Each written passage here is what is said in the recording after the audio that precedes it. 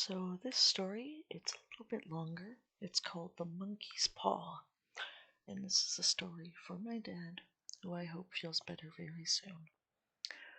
So be careful what you wish for you may receive it. The Monkey's Paw. Outside, the night was cold and wet, but in the small living room, the curtains were closed and the fire burned brightly. Father and son were playing chess. The father, whose ideas about the game involved some very unusual moves, such as putting his king into sharp and unnecessary danger, that had even brought comment from the white-haired old lady knitting quietly by the fire. "Listen to the wind," said Mr. White, who, having seen a mistake that could have cost him the game after it was too late, was trying to stop his son from seeing it. "I'm listening," said the son, seriously studying the board as he stretched out his hand. "Check." "I should hardly think that he'll come tonight," said his father, with his hand held in the air over the board. "Mate," replied the son. "That's the worst of living so far out," cried Mr. White with a sudden unexpected violence. "Of all the awful out-of-the-way places to live in, this is the worst. Can't walk on the footpath without getting stuck in the mud, and the road's a river. I don't know what the people are thinking about. I suppose they think it doesn't matter because only two houses in the road have people in them." "Never mind, dear," said the wife calmly. "Perhaps you'll win next time." Mr. White looked up sharply, just in time to see a knowing look between mother and son. The words died away on his lips, and he held a guilty smile in a thin gray beard. "There he is," said Herbert White as the gate banged shut loudly, and heavy footsteps came towards the door. The old man rose quickly and opened the door, was heard telling the new arrival how sorry he was for his recent loss. The new arrival talked about his sadness, so that Mrs. White said "Tut, tut," and coughed gently as her husband entered, followed by a tall, heavy-built, strong-looking man, whose skin had the healthy reddish color associated with outdoor life, and whose eyes showed that he could be a dangerous enemy. "Sergeant Major Morris," he said, introducing him to his wife and his son Herbert. The sergeant major shook hands, and taking the offered seat by the fire, watched with satisfaction as Mr. White got out whiskey and glasses. After the third glass his eyes got brighter and he began to talk. The little family circle listened with growing interest to this visitor from distant parts, as he squared his broad shoulders in the chair and spoke of wild scenes and brave acts, of wars and strange people. 21 years of it," said Mr. White, looking at his wife and son. "When he went away he was a thin young man. Now look at him." "He doesn't look to have taken much harm," said Mrs. White politely. "I'd like to go to India myself," said the old man, "just to look around a bit, you know." "Better where you are," said the sergeant major, shaking his head. He put down the empty glass and, sighing softly, shook it again. "I would like to see the old temples and fakirs and the street entertainers," said the old man. "What was that you started telling me the other day about a monkey's paw or something, Morris?" "Nothing," said the soldier quickly. "At least, nothing worth hearing." "Monkey's paw," said Mrs. White curiously. "Well, it's just a bit of what you might call magic, perhaps," said the sergeant major, without first stopping to think. His three listeners leaned forward excitedly. Deep in thought, the visitor put the empty glass to his lips and set it down again. Mr. White filled it for him once more. "To look at it," said the sergeant major, feeling about in his pocket, "it's just an ordinary little paw, dried to a mummy." He took something out of his pocket and held it out for them. Mrs. White drew back with a look of disgust, but her son, taking it, examined it curiously. "And what is it there is special about it?" asked Mr. White, as he took it from his son, and having examined it, placed it upon the table. "It had a spell put on it by an old fakir," said the sergeant major, "a very holy man. He wanted to show that fate ruled people's lives, and that those who tried to change it would be sorry.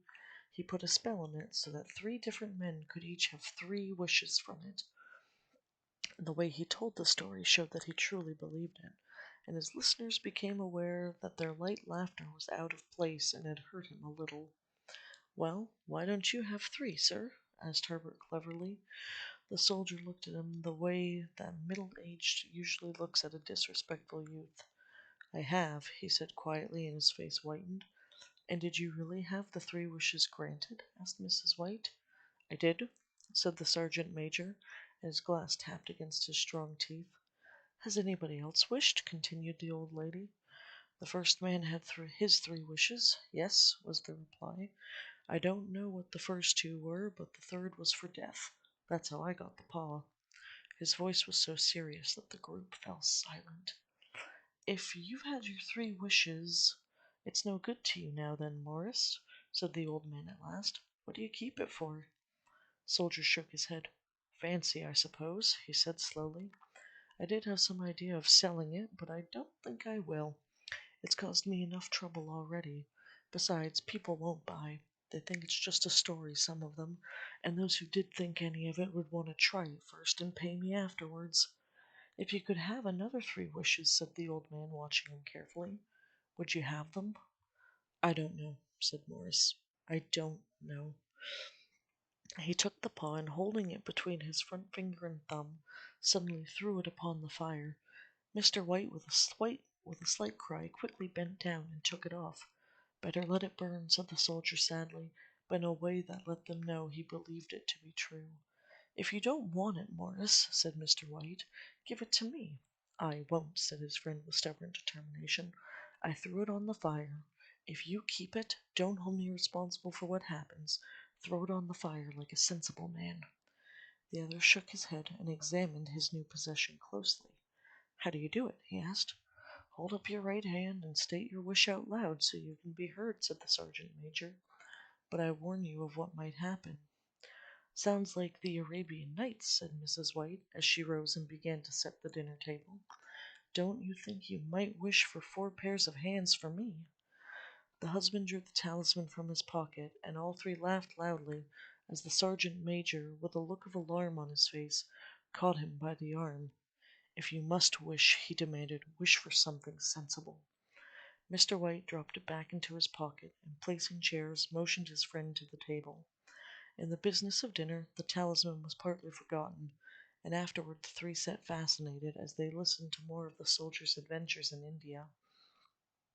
If the tale about the monkey's paw is not more truthful than those he's been telling us, said Herbert as the door closed behind their guest just in time to catch the last train, we shouldn't make much out of it. Did you give anything for it, father? Asked Mrs. White, watching her husband closely. A little, he said, coloring slightly. He didn't want it, but I made him take it. Just a couple of pence, and he pressed me again to throw it away. Oh, not likely, said Herbert with pretended horror. Why, we're going to be rich and famous and all happy. Smiling, he said, wish to be a king, father, to begin with, and then mother can't complain all the time. He ran quickly around the table, chased by the laughing Mrs. White, armed with a piece of cloth. Mr. White slowly took the paw from his pocket and eyed it doubtfully.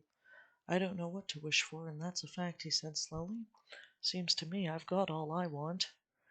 If you only paid off the house, you'd be quite happy, wouldn't you? Said Herbert, with his hand on his shoulder. Well, wish for £200, then. That'll just do it. His father, smiling, with an embarrassed look for his foolishness in believing the soldier's story, held up the talisman.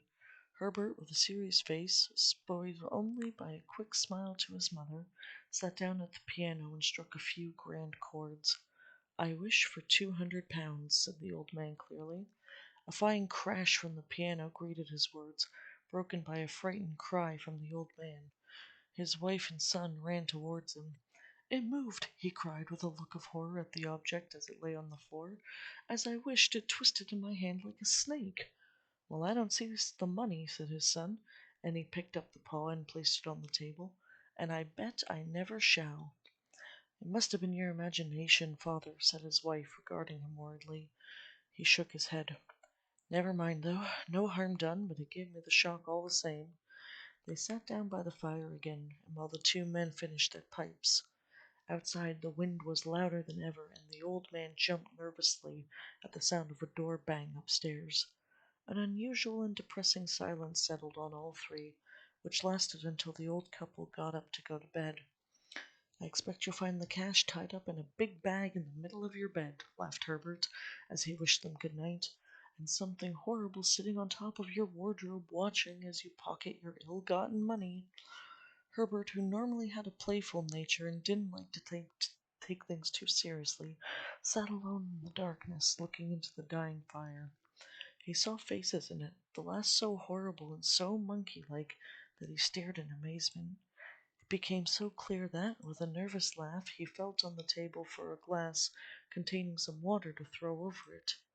His hand found the monkey's paw, and with a little shake of his body, he wiped his hand on his coat and went up to bed. In the brightness of the wintry sun next morning, as it streamed over the breakfast table, he laughed at his fears. The room felt as it has always had, and there was an air of health and happiness which was not there the previous night. The dirty, dried-up little paw was thrown on the cabinet with a carelessness which indicated no great belief in what it could do. "I suppose all old soldiers are the same," said Mrs. White. "The idea of our listening to such nonsense! How could wishes be granted in these days? And if they could, how could £200 hurt you, father?" "Might drop on his head from the sky," said Herbert. "Morris said the things happened so naturally," said his father, "that if you might, you wished not to see the relationship." "Well, don't break into the money before I come back," said Herbert, as he rose from the table to go to work. "I'm not afraid. I'm afraid it'll turn you into a mean, greedy old man, and we shall have to tell everyone that we don't know you." His mother laughed, and following him to the door, watched him go down the road and return to the breakfast table. She felt happy at the expense of her husband's readiness to believe such stories, all of which did not prevent her from hurrying to the door at the postman's knock, nor when she found that the post brought only a bill, talking about how sergeant majors can develop bad drinking habits after they leave the army. "Herbert will have some more of his funny remarks, I expect, when he comes home," she said as they sat at dinner. "I know," said Mr. White, pouring himself out a beer, "but for all that, the thing moved in my hand, that I'll swear to." "You thought it did," said the old lady, trying to calm him. I say it did," replied the other. "There was no thought about it. It had just— What's the matter?" His wife made no reply. She was watching the mysterious movement of a man outside, who, looking in an undecided fashion at the house, appeared to be trying to make up his mind to enter. In mental connection with the £200, she noticed that the stranger was well dressed, and wore a silk hat of shiny newness. 3 times he stopped briefly at their gate, and then walked on again. The 4th time he stood with his hand upon it, and then with a sudden firmness of mind pushed it and walked up the path.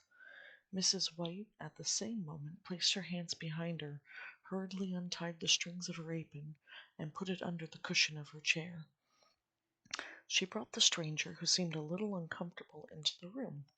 He looked at her in a way that said there was something about his purpose that he wanted to keep secret, and seemed to be thinking of something else as the old lady said she was sorry for the appearance of her room and her husband's coat, which she usually wore in the garden.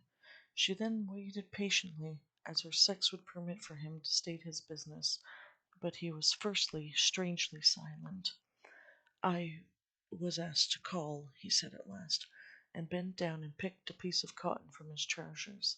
"I come from Ma and Megan's." The old lady jumped suddenly in alarm. "Is anything the matter?" she asked breathlessly. "Has anything happened to Herbert? What is it? What is it?" Her husband spoke before the man could answer. "There, there, mother," he said hurriedly. "Sit down and jump to a conclusion. You've not brought bad news, I'm sure, sir," and eyed the other, expecting that it was bad news, but hoping he was wrong. "I'm sorry," began the visitor. "Is he hurt?" demanded the mother wildly. The visitor lowered and raised his head once in agreement. "Badly hurt," he said quietly, "but he's not in any pain." "Oh, thank God," said the old woman, pressing her hands together tightly. "Thank God for that. She broke off as the tragic meaning of the part about him not being in any pain came to her. The man had turned his head slightly, as to not look directly at her, but she saw the awful truth in his face. She caught her breath and turned to her husband, who did not yet understand the man's meaning. laid her shaking hand on his. There was a long silence. "He was caught in the machinery," said the visitor at length in a low voice. "Caught in the machinery," repeated Mrs. White, too shocked to think clearly. "Yes." He sat staring out the window, and taking his wife's hand between his own, pressed it as he used to do when he was trying to win her love, in a time before they were married, nearly 40 years before. "He was the only one left to us," he said, turning gently to the visitor. "It is hard." The man coughed and, rising, walked slowly to the window. "The firm wishes me to pass on their great sadness about your loss," he said, without looking around. "I ask that you please understand that I am only their servant, and simply doing what they told me to do."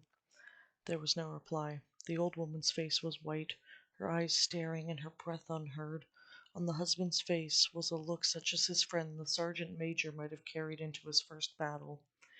"I was to say that Ma and Meggins accept no responsibility," continued the other, "but although they don't believe they have any legal requirement to make a payment to you for your loss, in view of your son's services, they wish to present you with a certain sum." Mr. White dropped his wife's hand, raising to his feet, stared with a look of horror at his visitor. His dry lips shaped the word. "How much?" £200 was the answer. Without hearing his wife scream, the old man smiled weakly, put out his hand like a blind man, and fell, a senseless mass, to the floor. In the huge new cemetery, some 2 miles away, the old people buried their dead and came back to the house, which was now full of shadows and silence. It was all over so quickly that at first they could hardly realize it, and remained in a state of waiting for something else to happen, something else which was to lighten this load too heavy for old hearts to bear. But the days passed, and they realized they had to accept the situation, the hopeless acceptance of the old. Sometimes they hardly said a word to each other, for now they had nothing to talk about, and their days were long to tiredness. It was about after a week that the old man, walking suddenly into the night, stretched out his hand and found himself alone. The room was in darkness, and he could hear the sound of his wife crying quietly at the window. He raised himself in bed and listened. "Come back," he said tenderly. "You'll get cold." "It's colder for my son," said the old woman, who began crying again. The sound of crying died away on his ears. The bed was worn, and his eyes were heavy with sleep. He slept lightly at first, and then was fully asleep, until a wild cry from his wife woke him with a start. "The paw!" she cried wildly. "The monkey's paw!" He started up in alarm. Where is it? What's the matter?" She almost fell as she came hurried across the room towards him. "I want it," she said quietly. "You've not destroyed it, right?" "It's in the living room on the shelf above the fireplace," he replied. "Why?" She cried and laughed at the same time, and bending over, kissed his cheek. "I only just thought of it," she said. "Why didn't I think of it before?" "Why didn't you think of it?" "Think of what?" he questioned. "The other 2 wishes," she replied quickly. "We've only had one." "Was not that enough?" he demanded angrily. "No," she cried excitedly. "We'll have one more. Go downstairs and get it quickly, and wish our boy alive again." The man sat up in the bed and threw the blankets from shaking legs. "Good God, you're mad!" he cried, struck with horror. "Get it," she said, breathing quickly. Get it quickly, and wish, oh, my boy, my boy." Her husband struck a match and lit the candle. "Get back to bed," he said, his voice shaking. "You don't know what you're saying." "We had the first wish granted," said the old woman desperately. "Why not the second?" "A coincidence," said the old man. "Go get it and wish," cried his wife, shaking with excitement. The old man turned and looked at her, and his voice shook. "He's been dead 10 days, and besides I would not tell you before, but I could only recognize him by his clothing. If he was too terrible for you to see then, how now?" "Bring him back," cried the old woman, and pulled him to the door. "Do you think I fear the child I have nursed?" He went down into the darkness, and felt his way to the living room and to the fireplace. The talisman was in its place on the shelf, and then a horrible fear came over him that the unspoken wish might bring the broken body of his son before him before he could escape from the room. He caught his breath and found he had lost the direction of the door. His forehead was cold with sweat. He felt his way around the table and along the walls until he found himself at the bottom of the stairs with that evil thing in his hand. Even his wife's face seemed changed as he entered the room. It was white and expectant, and to his fears it had an unnatural look upon it. He was afraid of her. "Wish," she cried in a strong voice. "It is foolish and wicked," he said weakly. "Wish," repeated his wife. He raised his hand. "I wish my son alive again." The talisman fell to the floor, and he looked at it fearfully. Then he sank into a chair, and the old woman, with burning eyes, walked to the window and opened the curtains. He sat until he could no longer bear the cold, looking up from time to time at the figure of his wife staring through the window. The candle, which had almost burned to the bottom, was throwing moving shadows around the room. When the candle finally went out, the old man, with an unspeakable sense of relief at the failure of the talisman, went slowly back to his bed, and a minute afterwards the old woman came silently and lay without movement beside him. Neither spoke, but lay silently, listening to the ticking of the clock. They heard nothing else other than normal night sounds. The darkness was depressing, and after lying for some time building up his courage, the husband took the box of matches, and lighting one, went downstairs for another candle. At the foot of the stairs the match went out, and he stopped to light another. At the same time a knock sounded on the front door. It was so quiet that it could only be heard downstairs, as if the one knocking wanted to keep their coming a secret. The matches fell from his hand. He stood motionless, not even breathing, until the knock was repeated. Then he turned and ran quickly back to his room and closed the door behind him. A third knock sounded through the house. "What's that?" cried the old woman, sitting up quickly. "A rat," said the old man shakily. "A rat. It passed me on the stairs." His wife sat up in bed listening. A loud knock echoed through the house. "It's Herbert," she screamed. "It's Herbert."